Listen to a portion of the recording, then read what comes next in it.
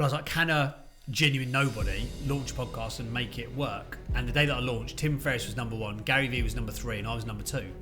Sandwiched between them, like the meat of an influencer sandwich. And everyone was like, how's this random geezer done this? I made a decision there and then that I wouldn't work for anybody else ever again and have all of my eggs in one basket, because that was kind of the situation that I had. So that was probably the life event that made me go, right, I need to do something for myself, by myself. James Burtt, somebody on the face of it appears to have just drifted through life from one job to the next without really knowing what he wanted to do.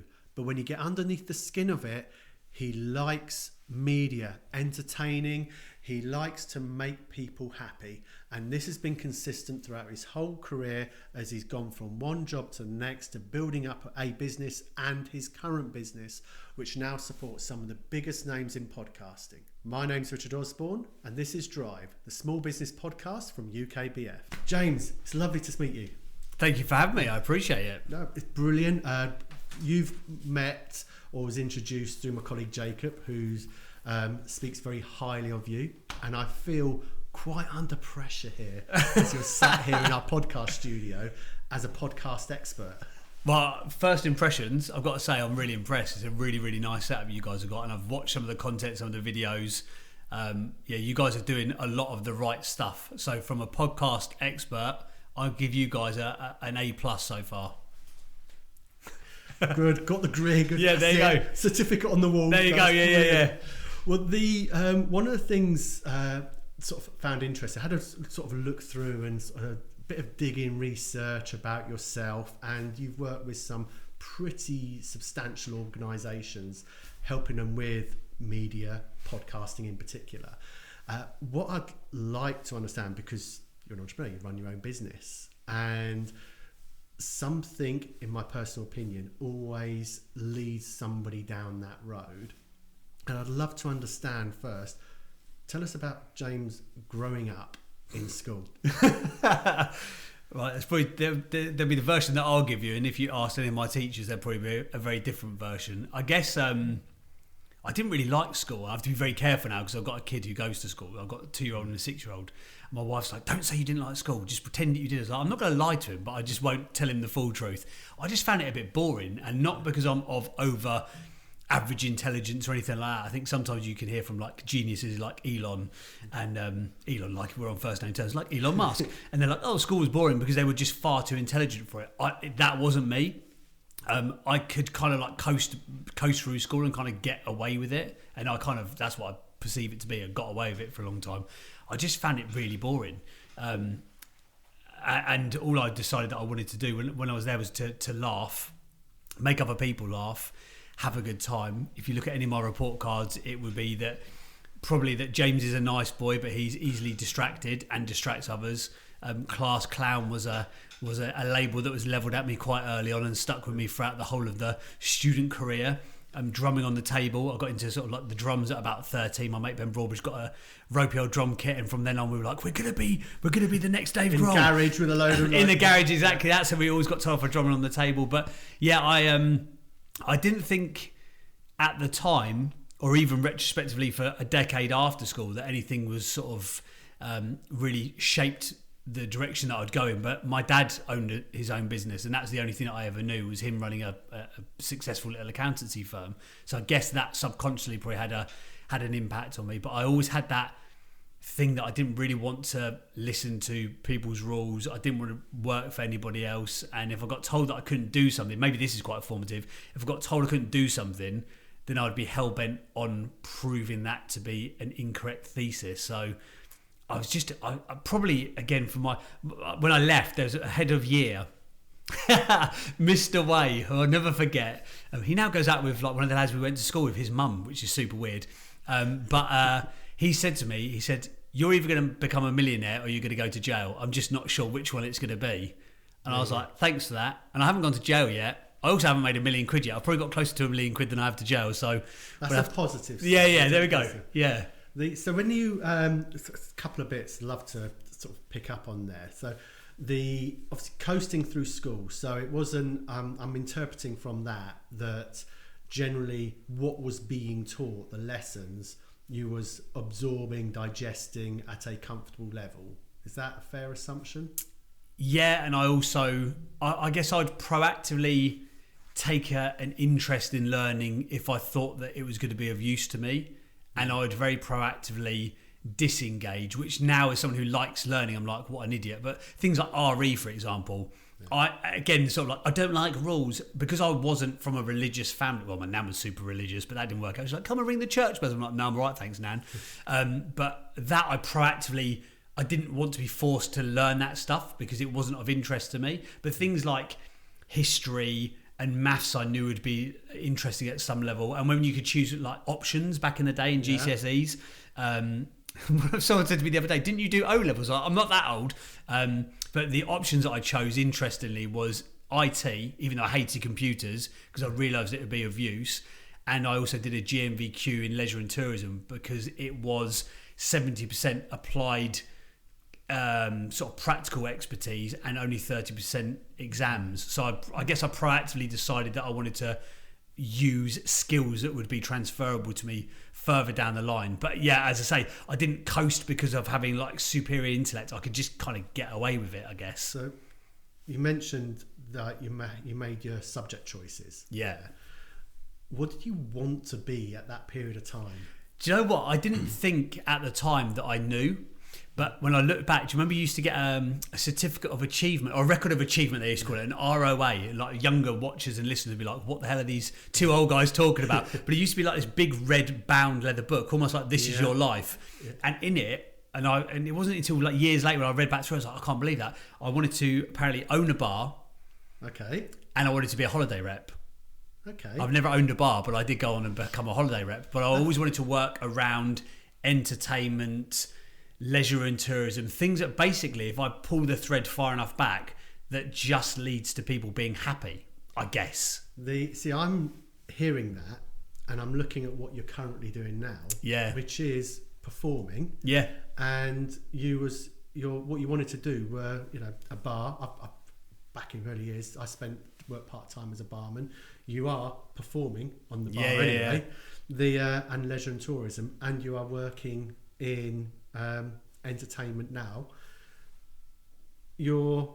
Accountants have a stigma attached to them as being very grey suit, very serious. Yeah.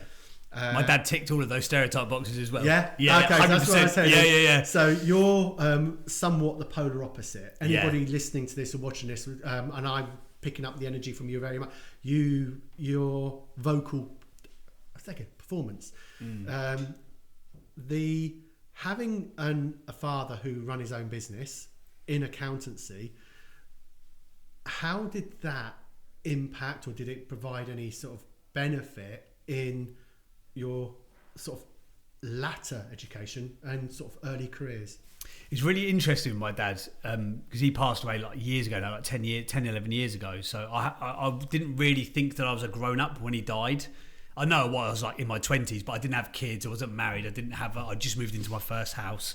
And that's one of my only one of the saddest things. I look back and I never got to be like a proper grown up with my dad. I never got to be like a dad and have my dad still around. I think that would have been amazing. But at the time, I remember thinking, and this was again just sort of like the angsty sort of teenager in me, and that sort of desire to do anything that people told you couldn't do. I wanted to do it. I remember having an awful argument with my dad, and I still remember it now. And I said, everything that you are, I don't want to be. And it's still like, it cuts me now. We're not going to like Bartlett cry about it, even though I know Jacob's trying to go down that angle for this podcast episode. It's not going to happen, or maybe it will.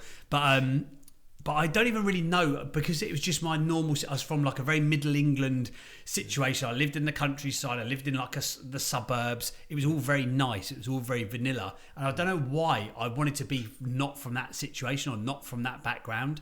I don't know what I was looking for, but I just didn't want it to be that. So at the time, I think I was like, I don't want to be anything like my dad. How boring to live 5 minutes from where you work and to have 25 staff and to have a comfortable life and to drive a Volvo estate and to go to work in a great M&S suit and tick all those accountancy sort of stereotypes. But now as a dad, as a husband, as a business owner, I'm like, God, he had so much of it right. I just didn't see it at the time. But I guess it must have subconsciously rubbed off on me.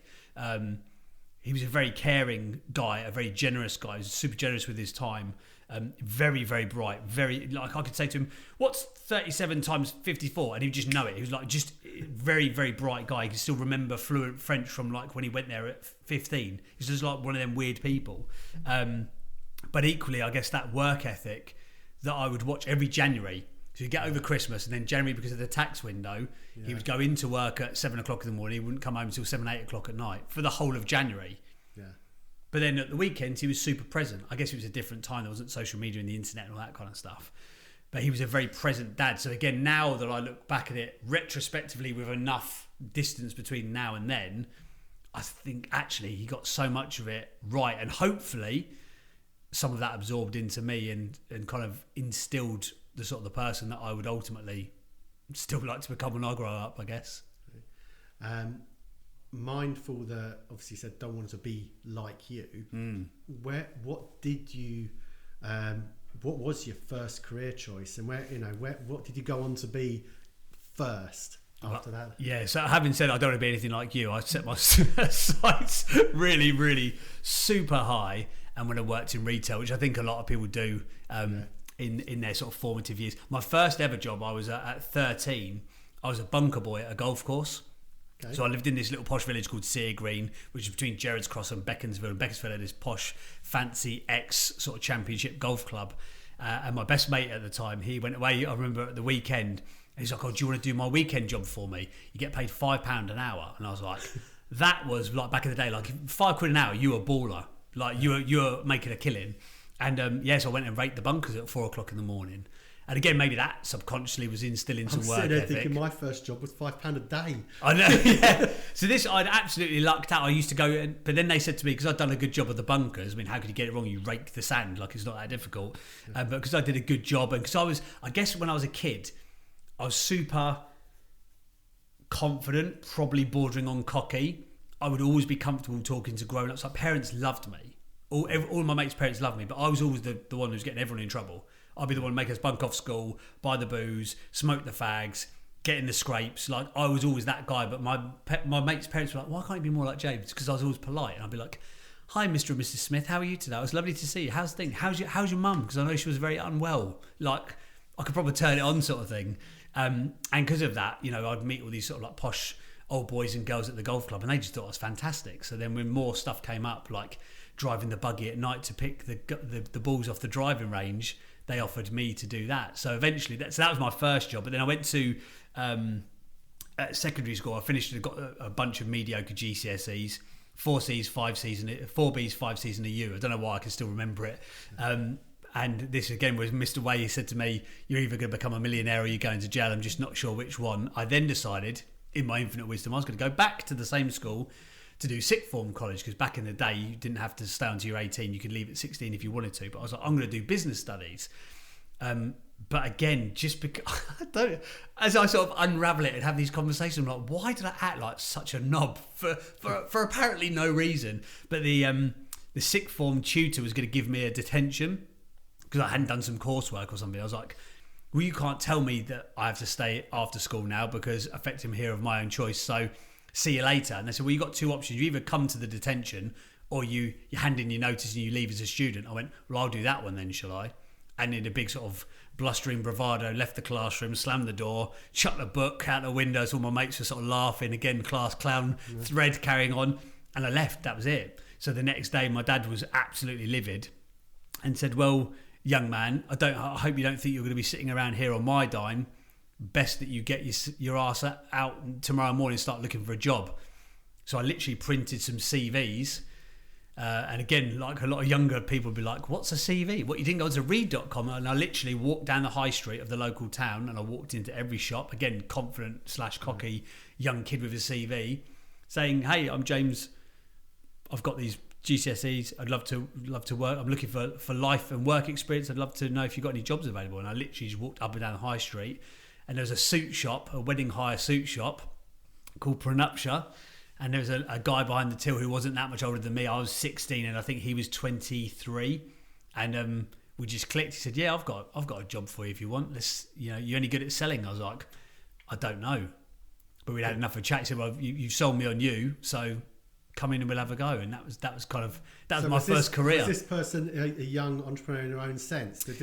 So his mum and dad, he was. So he ran a store, but his mum and dad owned like 3 or 4 stores.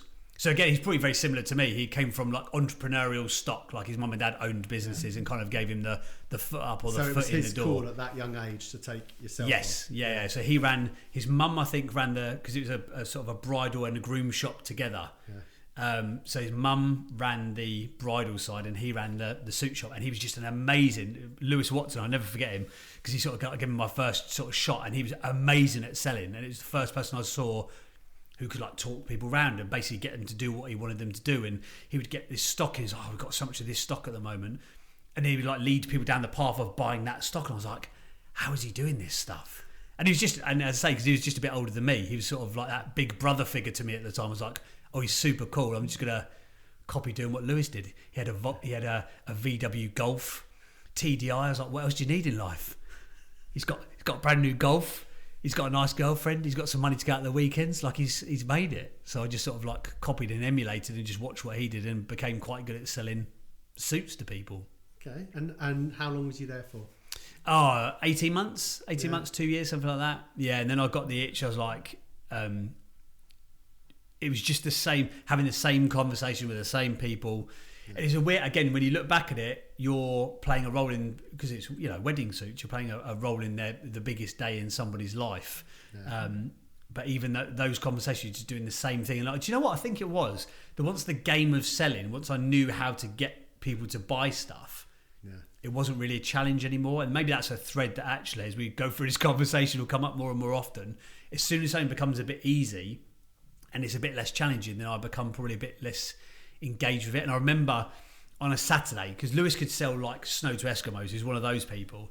And I remember on a Saturday, my whole sort of like early career with him, the aim of the game was to sell more than Lewis. I never told him that I was going to do it, but I was like, let's sell more than Lewis. And I remember some days in this little shop, we'd take thousands of pounds in, because it was expensive gear. I remember, I think I did £7,000 in one day in sales, and he had done like 6-8, and I'd done like 7-1. And I was like, oh, the junior has beaten the master. And then again, probably in my head, I was like, well, what else can this guy teach me? Because now I know it all. When you think that you know it all, by the way, you know absolutely the least. Yeah. But again, you couldn't tell me that at the time because I was just so sure of myself. You're assessing, as you're talking, sort of like learning that sales technique from there, and you're sort of looking back and sort of picking up the thread. Is there any part of you at that time that was sitting, because you're in one situation where your father's turned around and said, right, not on my dime, like you get out and get a job. Yeah. And I'm picturing a scenario, right, well, I'm just going to go and get just whatever job I can, earn some money. You end up staying there for a year and a half.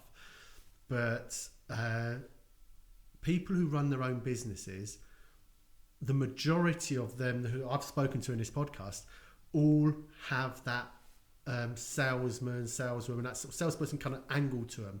They're salespeople that sell their products. And I take from that there's a bit of a passion or something about them. They can tell a story about their product because it is their product.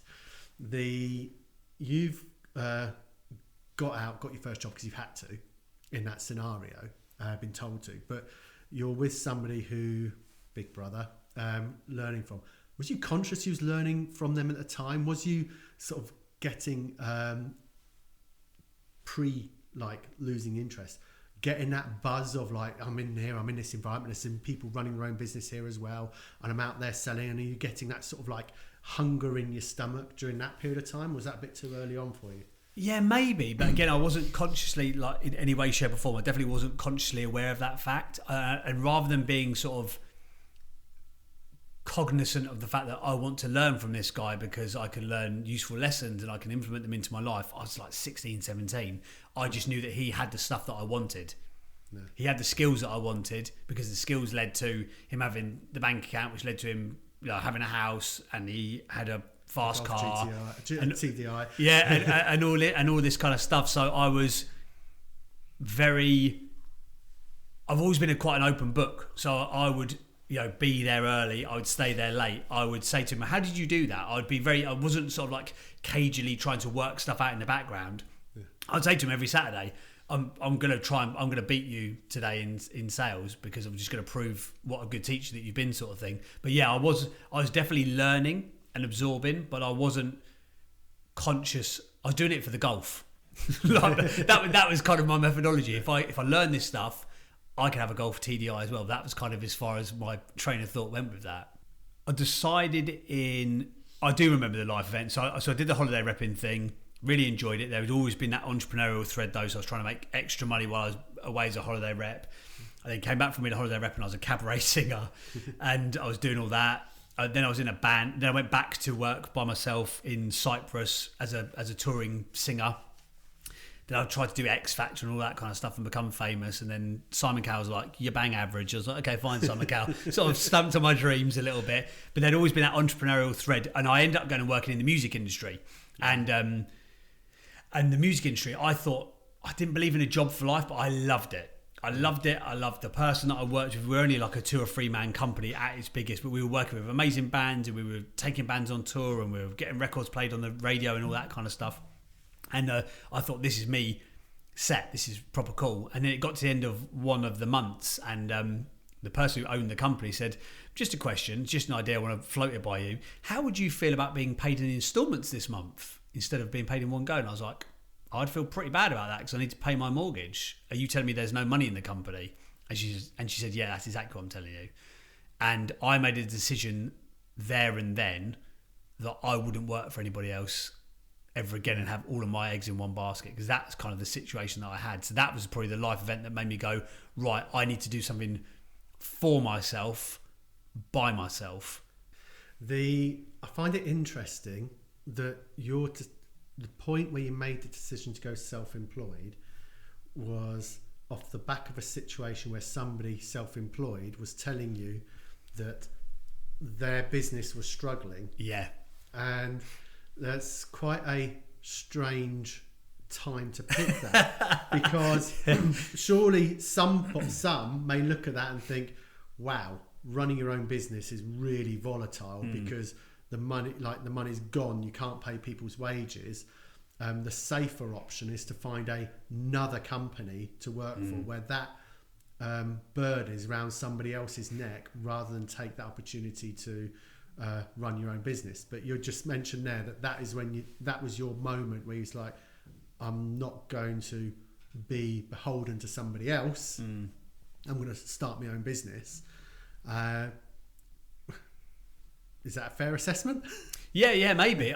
Do you know what it was at the time? Again, whether it's that sort of like overarching sort of young confidence, because this was like 13 years ago, 12 years ago. So I was like in my 20s, still sort of like young and naive enough. I could just see all of the holes in what they were doing.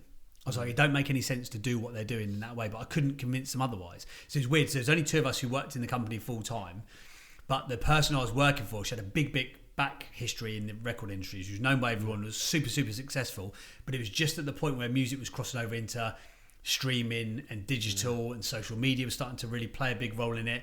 And with the best will in the world, wonderful human being, and I haven't spoken to her for years and years, but her son reached out to me actually a couple of months ago, and she was like almost like a mum figure to me. I loved her dearly, but I could just see so many bad decisions that were being made that was almost being made with the mindset of somebody who had made all of their dough in music in the 80s and 90s, where money was just getting chucked at people. And I was like, we don't live in that situation anymore. Like an $8,000 music video, it's not feasible for most bands. Like, we can get a videographer, make something really simple. Let's do a lyric video. Let's do a digital lyric video for £1,000 and then spend the rest on adverts, like online adverts. Oh no, that won't work, blah, blah, blah. So I could see the holes in it. So for me, I get your question. It's a really good point. Rather than looking at it going, God, business is hard, I kind of looked at it and went, gosh, she's made some really poor decisions there.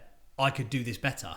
So what did you, having gone through that experience, what were your next few steps like then, and how do you sort of reshape your business and what you're doing from those lessons learned with that, putting the ladder against a different wall? Yeah. So as I mentioned earlier, I'd been doing a bit of property investing, or getting into the world of property investing.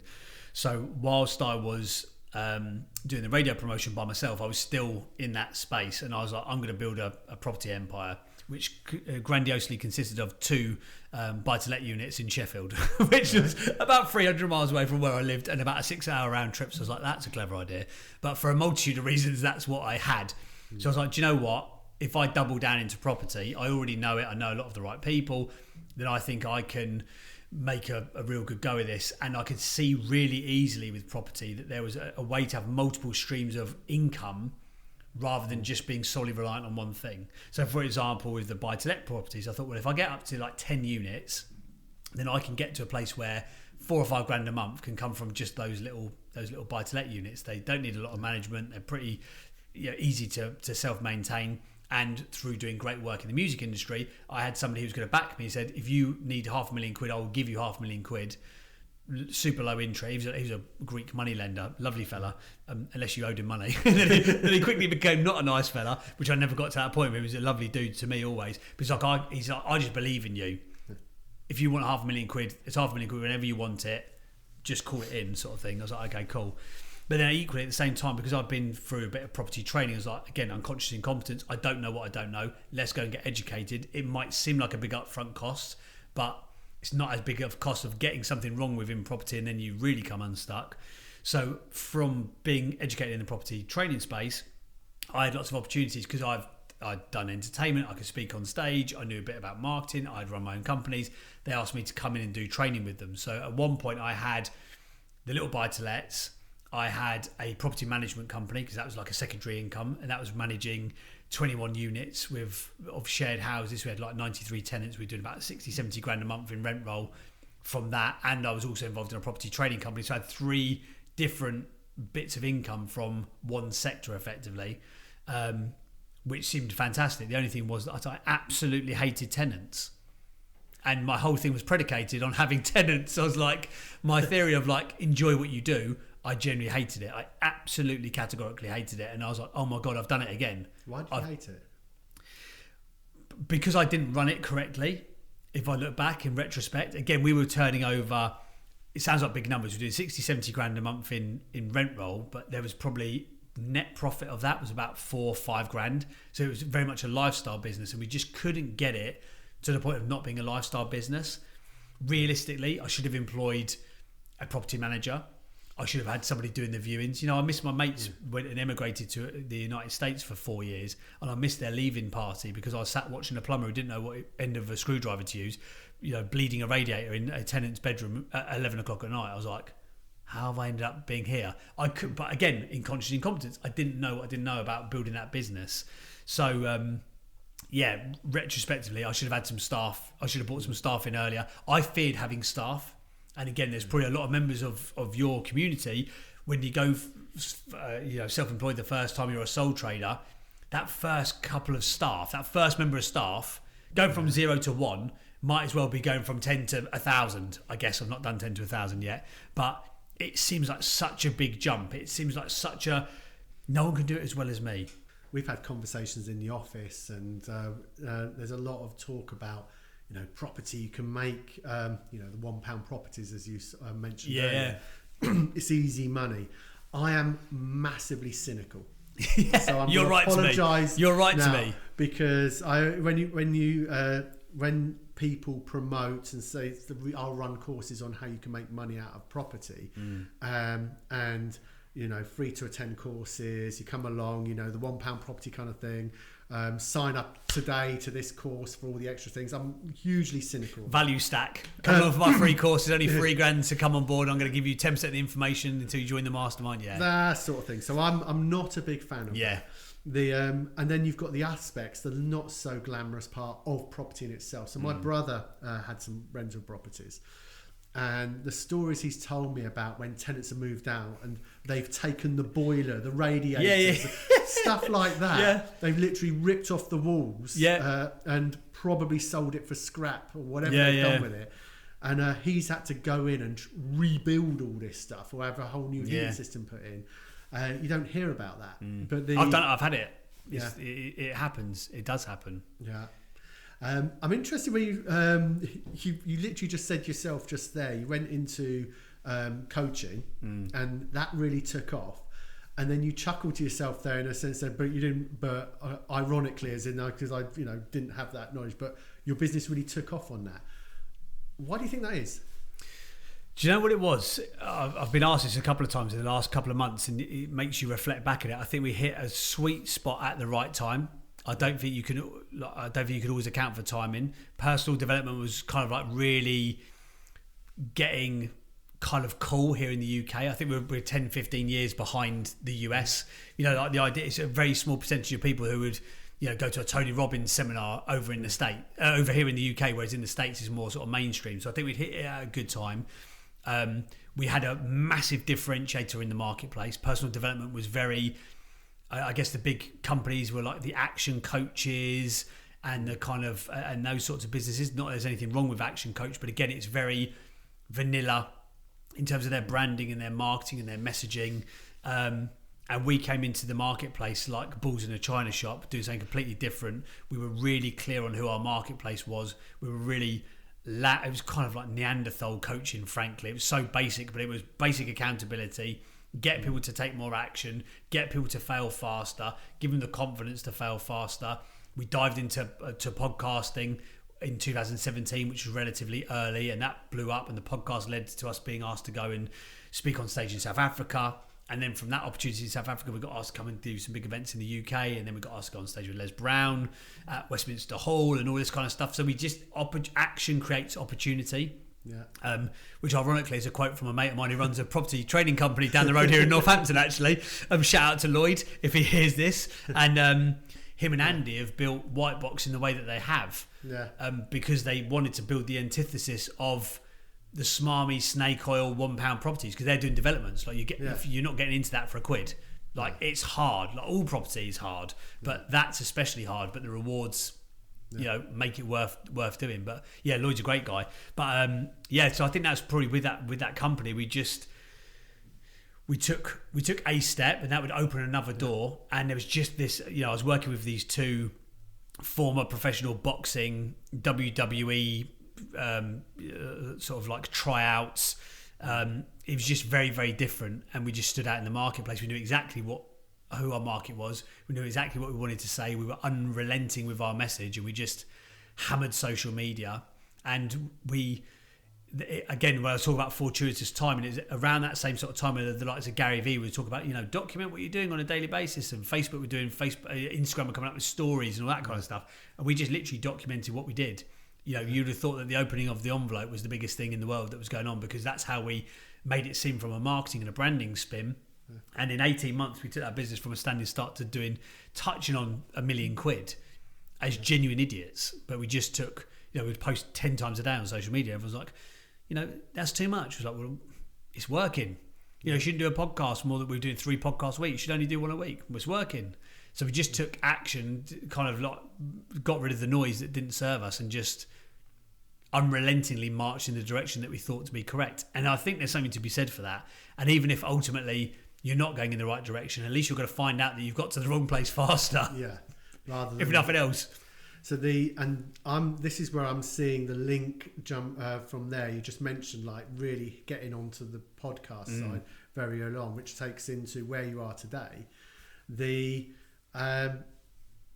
Was that taken as a natural step, or a conscious decision? A little bit of both. So when I something that I've sort of skirted over in this conversation because it hasn't come up, which ironically it normally does because I like to mention it. So I'd been on the radio in 2010. I got a gig on national digital radio, and I was like, this is what I want to do. This is going to be unbelievable. This is amazing. But then it just the ex-head of Radio 1 came to run the station. He was like, I just think you're awful. I'm going to sack you. I was like, he was very open about it. A very, very awful man, but he was very open at least. And so that was in 2010. And then I stumbled across podcasting in 2012. Right. And I just fell in love with them. I was like, what are these things? I used to get a podcast delivered to me via MP3. I used to pay $10 a month for this downloadable MP3 every day before it was like on your mobile phone. That's how far back it was. And I just loved them. I was like, podcast, this is a thing, is it? Like people are doing these things. I was such a late adopter. When did you get into them? After we started doing this one. Oh, really? Quite literally. Okay. So, and I would turn around and Jacob, who people have seen on our socials, and has his Grow podcast that we've launched now, and I credit from when he started working for the firm. Turned around, he was like saying, we need, one of the things I think we should do is a podcast. I was like, podcast? I never listened to him. Don't have time for podcasts. Yeah. I'd Spotify. Massive on Spotify. I live on Spotify music, but my playlist is so eclectic. Literally, I go from Phantom of the Opera to Eminem on the same playlist. The algorithm must be going, what? Yeah, literally, Spotify's algorithm has no. Yeah, it's got no clue. Yeah, but I just such varied, and I live off Spotify all the time. And I was like, if I'm driving or I'm going somewhere, I put music on, and I just meditate. And he said, do some podcasts. So then I was like, okay. So I listened to a couple of podcasts. You mentioned, like, we're not going to do a bar on here, like, get you to cry or whatever. Yeah. But so actually it's one of the first podcasts I listened to, the early ones. Yeah. And then a couple of others as well, Secret Leaders and ones like that. Oh, that's great. Yeah. Yeah. So I listened to a few. I was like, actually, it's all right. But then what I found myself was I was listening to them not to enjoy them, but listen to, as he was going, what could I do better? Yeah. What don't I like about this? What do I like about that? Now I listen to a podcast every day on the way into work or on the way home, and I'm constantly listening to podcasts. But a later adopter to it. But now I listen to podcasts on Spotify more than I do music. It's surreal, but say for speaking to somebody who's like right in the early days of downloading an MP3 onto your MP3 player, clearly, he was at the forefront of this evolution. I want to say technology. It's not technology, but what is it? It kind of was, because it was how. So you mentioned it there. So back in the day when I first fell in love with them, as I say, I used to get them emailed through to me, and then I got like an iPhone 3, I think it was, and it had like the big adapter thing at the bottom, and it linked through to your iTunes account. Do you remember you had like an iTunes that you had to like download and all that stuff? And I think I still had like wired internet. All the younger people are like, what are they? Like these two granddads talking about this stuff. But I had like wired internet into my laptop, and I would put the cable in. I could download one, synchronize it in. That's it. You sync your device. It's like, oh, what's going to happen? So you could have like literally like 2 or 3 podcasts before you ran out of storage. You have to remove them from the device. But I was so I was listening to these things. I was doing a commute to a job that frankly I hated at the time, working in broadcast sales. This was between radio and the music industry gig. And I was like, God, these are amazing. This is almost like radio, but no one can sack you. Like, what a win-win. So that was 2012 when I really got into it, and I was like, God, I should be doing this, I should be doing this, I should be doing this. Sat on the fence for 5 years. It's one of my biggest regrets, if I was to have a regret, that I didn't jump in there sooner. Anyway, 2017 came around, and someone who's a good friend of mine said to me, why are you not doing a podcast? Like, I'm listening to these stuff, and like, I think you'd have a better conversation than that person. You should do this. I'm like, oh yeah, I keep meaning to. He's like, well, why don't you just do it? Just do it. So they sort of like said, right, I'll give you 28. I bet you in 28 days you can't launch a podcast. Bet you can't. I think there's like a financial wager. I was like, now I had the bit between my teeth, and like, right, I'll prove you wrong. So I read every blog that you could read about it. I watched every YouTube video you could read, could watch. And I listened to a podcast called How to Launch a Podcast, brilliantly titled. I listened to it 3 times. Once I listened, it was 20 episodes of under 15 minutes. I listened to it all through once without doing anything. Second time I listened to it and I took notes. And the third time when it would say to do something like set up the back end RSS feed or whatever, don't get too technical about it, but I'd pause the podcast and I would go and do the thing that it told me to do. So I launched it in March 2017. I didn't have much of a social media following, only like friends and family. I had no prior experience with podcasting, etc., etc. And all of the people that were doing it at the time were big celebrities. Obviously, the landscape's changed a bit now. But I was like, can a genuine nobody launch a podcast and make it work? And the day that I launched, Tim Ferriss was number 1, Gary Vee was number 3, and I was number 2. Sandwiched between them, like the meat of an influencer sandwich. And everyone was like, how's this random geezer like done this? And like any good marketeer, everyone was asking me, how did you do it? I didn't really know, but never let the truth get in the way of a good story. So I was like, I've got some systems and processes. And I'd worked with like Nandos and Thomas Cook and Nissan and Xbox and Nintendo back in the day doing PR. So I just applied PR principles to the launch of this podcast, and it had worked. And that was it. That was me off to the races. So I launched that first podcast. And then a mate of mine who was a coach said, could you launch a coaching podcast? Could you do the same for coaches? I was like, don't know, don't see why not, let's do it. So we did it, and that was a success. That ended up launching a coaching company. Then a PT asked me, a financial advisor asked me, and I basically was just doing one-to-one coaching with people. I was just helped people because I liked podcasts. I was like, I'll see if it'll work or not. And then I developed this system. So fast forward to now, we've launched 167 podcasts for clients now around the world. We've worked with Military Wives movie. We've worked with actors, athletes, celebrities, influencers, all sorts of different people, mentors, coaches, experts. We've probably launched more shows than anyone else in Europe. And the whole launch process now, 6 years later, is still the same one of how to plan, produce, launch and grow a podcast that I learned 6 years ago from YouTube videos and blogs. So I think that's quite consistent with business advice when you're looking at business advice and so many things in general. The technology may change, but the underlying principles of good business is always, it's the same now as it was 100 years ago, 200 years ago. Buy for X, sell for Y, and there's a profit in the middle, or whatever, marketing, promotional, be where your customers are, whatever. They're all the same principles. Yeah. When there's no way you're going to give any different answer to this other than the one you're going to give, but you've been through a whole different varied changing careers, from coasting and not sure what you want to do, sort of making people laugh, and having sort of being happy in what you're doing, or going for the golf TDI, good remember what they may be. I keep going to say golf GTI, so it's a TDI. What those may be. When you look at and the fun of property, when you look at what you're doing now, are you at your happiest? Yeah, and because I've now taken the joy of actually running a business as well. Like that, when I was in the music industry, the reason why I didn't want to leave it entirely to move to property to start with was because I thought that I loved music and I loved the music industry, but I didn't. I actually just loved the enjoyment of what I was doing. I loved the enjoyment of working with cool bands. I loved the enjoyment of taking a new artist and helping them to break to the next level or whatever it may be. But what I didn't realise at the time is that I liked business, and I thought that the thing that I liked was the music industry business, but it was just business in general. So now I would say that I'm at my happiest because I've got two things at play. I love podcasts. I started out podcasts as a fan of them, and I'm still more of a fan than a worker in the podcast sector, if that makes sense. Because of how many podcasts we've done now, I've got a great reputation in the marketplace. So I get asked to do cool stuff, like Business Insider will reach out about an article, or GB News will say, hey, can you come on to the TV and talk about this, that and the other.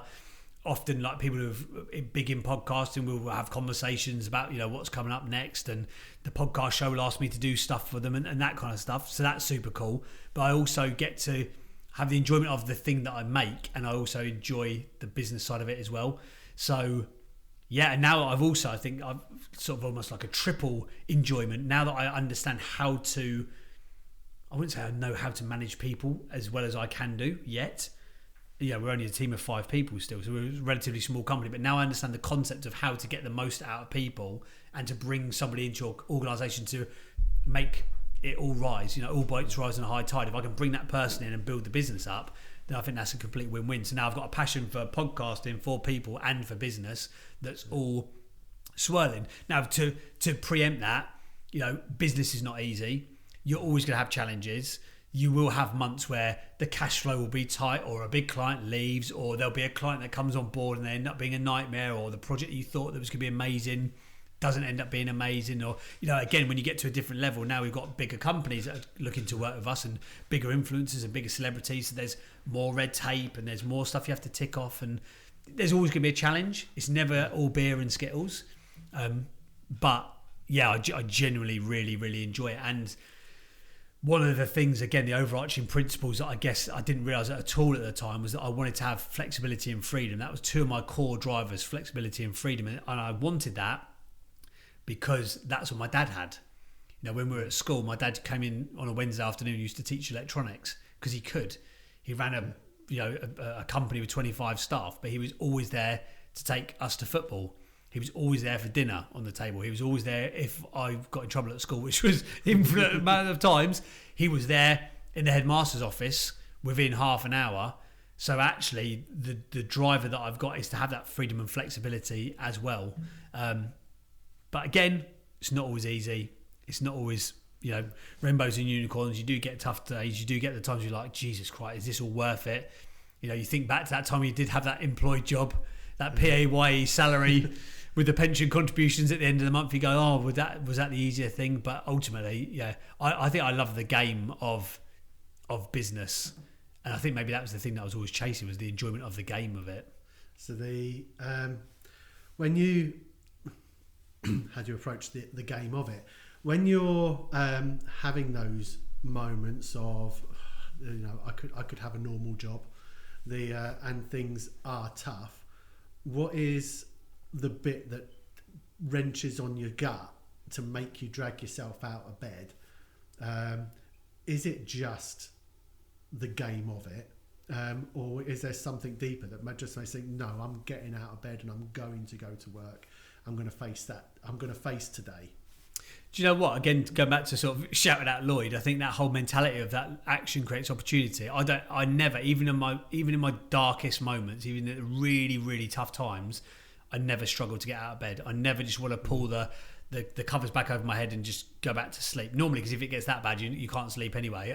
Most business owners will either have that thing where you can't get to sleep, or if you do manage to fall asleep, then you can't stay asleep because of like, your swirling mind and all the rest of it. So, but I've never got an issue to get out, because I always think that even at its toughest, I can outwork a situation. I don't think that's always to my benefit. I think sometimes I will work hard in the absence of working smart, and sometimes I have to pull myself back and go, right, is this the smart thing to do here? Forget working hard. You're not trying to prove anything to anybody. You're not trying to, 18-hour days as a badge of honour. I've done that, and I'm like, actually, that doesn't serve my greater purpose to be a good dad and a good husband and to be present with the family and all that kind of stuff. But I've just always believed that if you take a step of action in the right or the wrong direction, it will get you to an outcome. And ultimately, enough steps will get you to somewhere. So, again, it's not sort of like a love for the job or a love for the game that gets me out of bed. I just know that getting out of bed will be the resolution to the challenge, even if you don't want to. I think I may know the answer of this from some of the things you said, but what are you doing it for? Because I enjoy it. I'm doing it because I enjoy it. I'd love to say that I'm trying to build an empire or build a legacy, but I don't think I'm at that stage of my career at the moment. I just really enjoy it, and I think that the aim of the game at the moment, within 3 years, I want to sell out my agency to a bigger agency group, purely for the purpose of playing the game. I've never built a business and sold it, so I want to go through that process. Have I got the minerals? Because I think I have. Okay. But maybe I haven't. I might be completely useless. So I'm doing it because I want to prove to myself that I can do it, because I love the challenge of it. Because there has been time, I've had opportunities even recently, from the big brand work that I've done. I get a lot of like sort of high net worth CEOs reach out and go, could you do like brand consultancy? I could quite easily take on 2 or 3 clients, make 20 grand a month and have a really comfortable life. And sometimes I'm like, I should definitely do that. But then the overarching thing is, I want to, by December 2026, I'm going to sell out the agency. Even if I still work for that bigger group, I'm going to sell the agency into a bigger media organisation to prove that I can. Not for the financial gain. Oh, and that, 100%, yeah. But it's interesting you say to prove that you can, as your first point of statement, as opposed to to build a nest egg or whatever it's going to be, or to buy a castle, whatever it might be, or to get the latest Volkswagen Golf. Your immediate go-to is to prove you can sell a business. Yeah. Because I think there's the steps. Maybe that's the overall aim and the target, but I think subconscious to that, you have to become the person who can do that. Yeah. I'm a big believer in be, do, and have.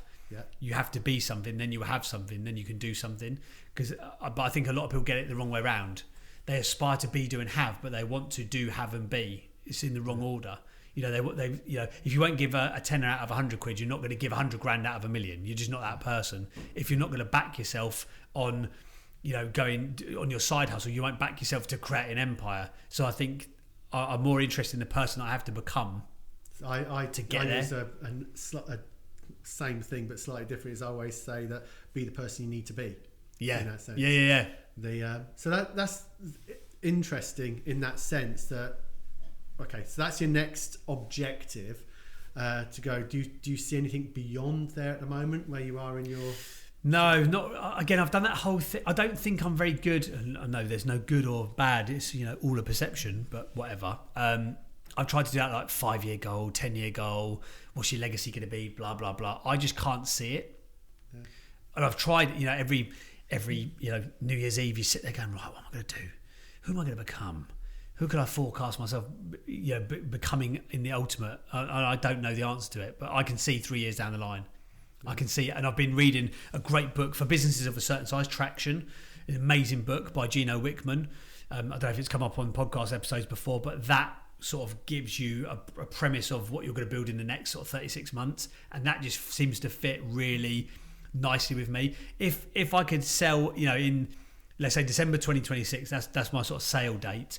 I sell out the agency, or sell the, as soon as they sell out, because it's got a negative connotation. I sell the agency into a bigger organisation. And they say, hey, we want you to step back from the sort of the day-to-day operations because you're an awful operator. You should be here because you're good for morale and you know the industry really well and blah, blah, blah. And you can just spend all of your days making cool content, helping people to achieve their own goals through podcasting or Chief content. Happiness officer. Something wafty like that. Yeah, I definitely need one of them, like on a plaque on your desk. Then I'd be quite content to do that. Like today, for example, got up super early, did all my Wim Hof breathing and all that stuff that I like to do to be a good human being. Went out for a aspirational walk, took my kids to school, drove up here, got a client meeting after this. I'll drive back home. Happen to be super fortunate to be married to the love of my life. We have a really nice life. If that's it, I'm kind of comfortable with it. Yeah, no, it's very. You just said it now, and it's something I firmly believe in. There's no right or wrong. There's desired outcomes, and is that what you want? Every action has an outcome, and if you do an action and that the outcome happens, and if that's what you want, and that's right. Some coaching training I've done for young people has that concept of to start the course and working with this charity is there is no right or wrong. So it's drilled into you as the part of your coach training is like get the whole concept of right or wrong out of your head. You're working with these young people and they have desired outcomes they need for their lives, so you just working on cause and effect. And it's important to be aware of that. To your point, it's really important to be aware of that, because I think otherwise you can look at, I know we sort of mentioned him a few times, you can look at like a Stephen Bartlett, you can look at all the people that he's interviewing in his podcast, or high performance podcast with Jake Humphreys and Professor Damien Hughes.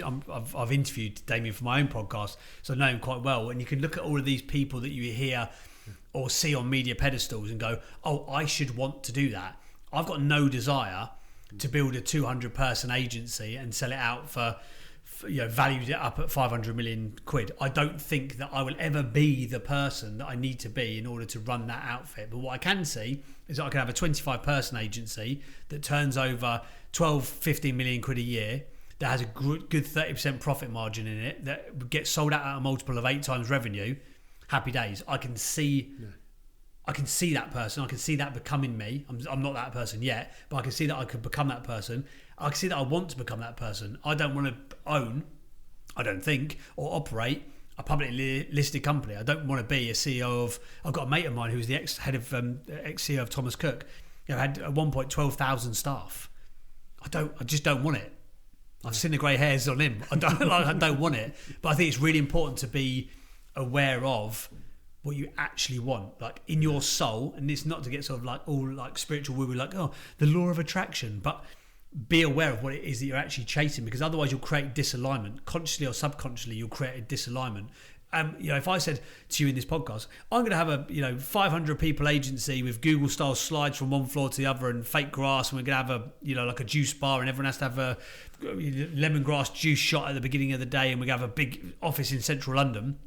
It's not what I aspire to have, but I could pretend to, because that's what everyone's saying that you've got to have. But a 25 person office where I get to have the freedom to do amazing podcasts and great content and be a thought leader within my space and help other people to launch amazing podcasts that can help them to explode their brand. Yeah, I can see that. That's some would use the being true to yourself, which is very important. It's been fantastic having a chat with you, James. Thank you very much. I see within your journey as what you're doing. It's you've flown like water down a stream, as you're sort of talking, where you with a few rocks in between. A few rocks in between. Sort of starting off probably sort of coasting on the start, but everything, whether you was conscious of it or not, comes across as that you knew, or you internally knew what makes you happy, what you wanted to do, but the path wasn't clear to you right at the outset. And then now it's great to hear that you're enjoying what you're doing. You're working in podcasts, earlier understanding of podcasts and listening to it. I'm pleased that you like the environment here as somebody who's new to podcasting. Thank you for sharing your journey. It's been great speaking to you. Thank you for having me. I appreciate it. I hope you enjoyed this interview. Please remember to hit follow on whatever podcast platform you're listening to. It really helps the algorithm and push this podcast up through the rankings. And also leave some feedback. I look forward to bringing you the next episode of Drive. Until next time, this is Drive, the small business podcast from UKBF.